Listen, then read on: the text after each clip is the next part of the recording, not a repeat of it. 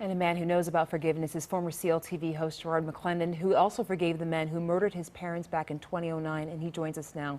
Good morning. Good morning. It's good to be here. Thanks good for morning. being here. It's such an incredible thing, forgiveness. For you, how did you get to that path to forgive the two young men who were responsible for the crime? You know, I was here at WGN when it happened. You know, and it was a horrible day when my mom, my wife called me. It happened suddenly. You know, I got the news from her and from some reporters here, and I was driving home, and on the Dan Ryan Expressway, right when I got to 35th Street near Sox Park, sun comes out. Something at that moment said, when you get to the crime scene, there's going to be police tape everywhere, people mourning, people crying. Let it go. Forgive the perpetrators, even though we didn't know at the time who they were. Let it go. Forgive them. Because I have no explanation of why I forgave at that time. It was just an ultimate spiritual moment. And they never asked for forgiveness, right? No. You just sort of let it go. I don't know if you feel like for other people in other situations, does that need to be part of the equation? It's different for every person. You know, I think it's the relationship between that person, their spirituality, and the God that they serve. No, the perpetrators didn't ask for forgiveness, but I gave it to them. Here's the thing, forgiveness isn't about the perpetrator, it's about your own heart.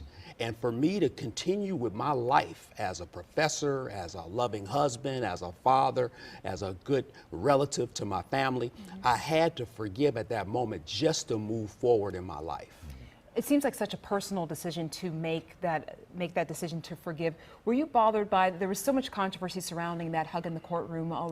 There were some people that found it almost a heartwarming moment, others that found it very controversial and were very much opposed to seeing that in the courtroom. Legally problematic. On an earthly realm, problematic. On a spiritual realm, it was the right thing to do. When it comes to punishment and when it comes to sentencing, those are legal issues. When it comes to forgiveness, that's a spiritual issue. That's extraterrestrial. Not forgiving is terrestrial. Do you know if your forgiveness had any impact on these two guys? So one of the perpetrators I haven't heard from, but I did get a very lengthy letter from one of the other perpetrators. And it seemed to be heartfelt, and I accepted the letter. It came into the mail, and we keep it moving. Part of your documentary is speaking to other people that have been in similar situations like you have been. Were there some common themes that you found? And also, did your siblings, I know you have two siblings, Yes. were they also with you in terms of that forgiveness as well? For the most part, yes. What we found in the documentary, though, is that about 75 to 80% of people will forgive the perpetrator. Over the course of 5, 10, 15 years, more will forgive. It doesn't really happen instantly, you know, but what happens is a person will mourn for so long, and then it gets to the point where they just have to let it go. Yeah. When I heard about your documentary, I thought about this trend, and this, of course, is a much smaller scale than what you went through, but the way social media works and the way comedians and broadcasters and some actors, you say one wrong thing and you are condemned for life. Yeah. And ruined. And it seems like there's a need for forgiveness out there in the general populace. We're human beings. We're flawed individuals with lots of garbage inside of our hearts.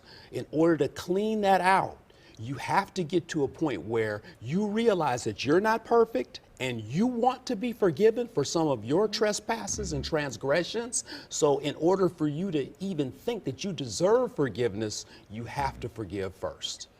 With some of the individuals that perhaps that you talked to that hadn't gotten to that point of forgiveness, were they stuck, you know, kind of like a hamster on a wheel, reliving what had happened and That's well bothered put. day to day? That's well put. Stuck with the pain, stuck with the loss of the individual. You know, I'm still angry. You know, my parents are gone. I'm extremely angry. There were people in my family and people who were friends of ours who wanted to take the perpetrators out. we had to call off the dogs. We had to say, no, that's not the way to go. This family is going to forgive the perpetrators. And it sounds like your advice is, while 10-step programs and counseling is all great, you just got to do it. You just have to do it.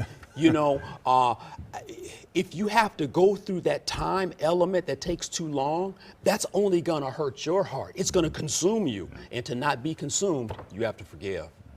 Garrard McClendon, thank you so much for joining us Good to this see you. morning. Thank you. Yeah, thank you. And you can read more about Garrard and learn more about his documentary, Forgiving Cain, by heading to his website, GarrardMcClendon.com.